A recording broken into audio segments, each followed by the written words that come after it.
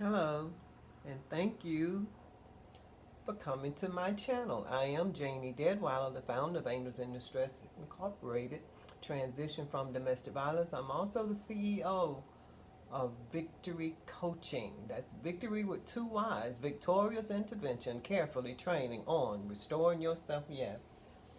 And I'm going to give you a little insight into my book, The Metamorphosis of a Caterpillar. All Butterflies Aren't Free. Chapter 1, Black Like My Daddy. I am a daddy's girl.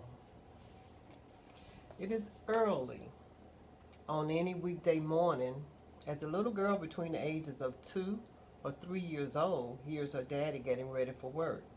Usually time is around 5:30 a.m. and the smell of fresh brewed coffee permeates the air.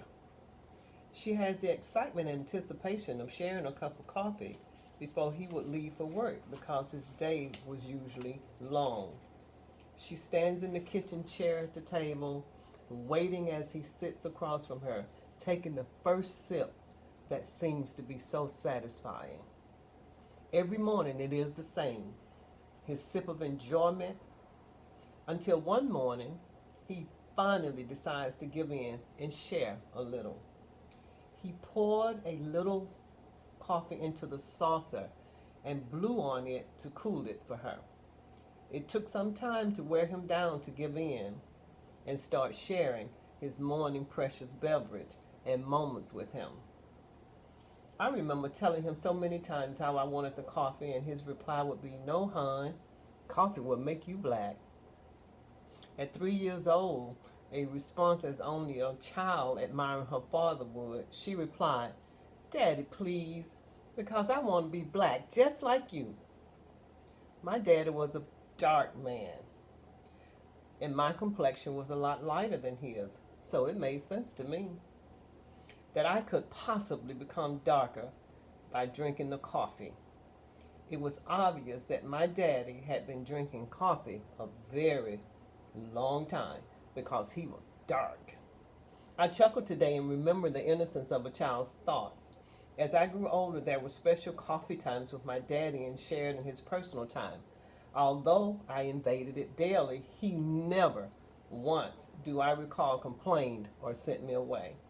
These moments with my daddy in the mornings were very special, to share his sacred cup of coffee ritual every day. Afterwards, he would kiss me goodbye and leave for work. My mom would tell me to come back to bed. Often these words were the words I heard, but I would sit on the front porch disappointed as he would leave. There was a gentleman who walked by our house daily, and he always asked the little girl on the porch, "Why did she look so sad?" Her reply always the same: "My daddy is gone to work." He would smile and assure me that he would be back soon. He was an older gentleman who wore overalls and a plaid shirt with a gray mustache. This is how I remember him, but I do not recall his name. I learned later that he worked at the railroad. My brother was small at the time, and my mom spent a lot of time with him, of course, because he was a little baby. I have a vivid picture of this little girl sitting on the porch, and she looks sad and alone. However, every morning she would do the same thing after her daddy left for work, longing for his return. The memories of him taking her for walks in the park and being pushed in the swings. There was a park not far away from where she lived, named Pittman Park. And it was a small park, it seemed, but a place where she held her daddy's hand and he slowly walked through the park and to the swing sets. This is the beginning of her daddy spending quality time and making precious moments be recorded forever. This was her beginning of being shown love by her daddy, and of course, what it looks like for a father to be in your life. I wanted to start there because that looked good. If you imagine in your mind, that was a pretty picture, other than knowing that the little girl was sad because her daddy had to go to work. However, that love that she received from her daddy wasn't enough to protect her from abuse. You know, our lives start off in these places of disappointment, not understanding why, or the joy that you may have experienced was distorted. She was only 2 or 3. But what started out beautifully for her, later on there was an awareness and a reality that she had to accept that changed the course of her life forever. I want you to think about that. There are some little girls who do not have a father figure in the home that does not show them love. There are some little girls in the home where they are being abused by the father, even molested by the father. But I bless God that wasn't my story. But also, the abuse that may be in the home, although there may be 2 parents in the home, may not be the male.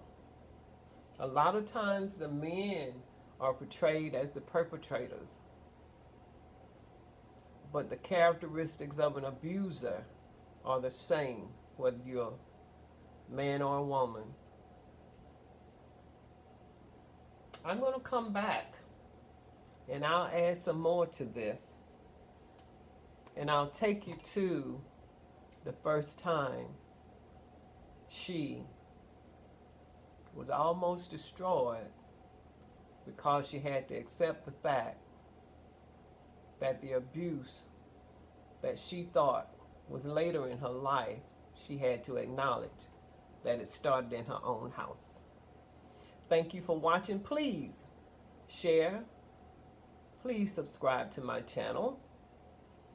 Also, check the bell to get the notifications whenever I upload a video. Thank you for watching. Until next time, peace and blessings.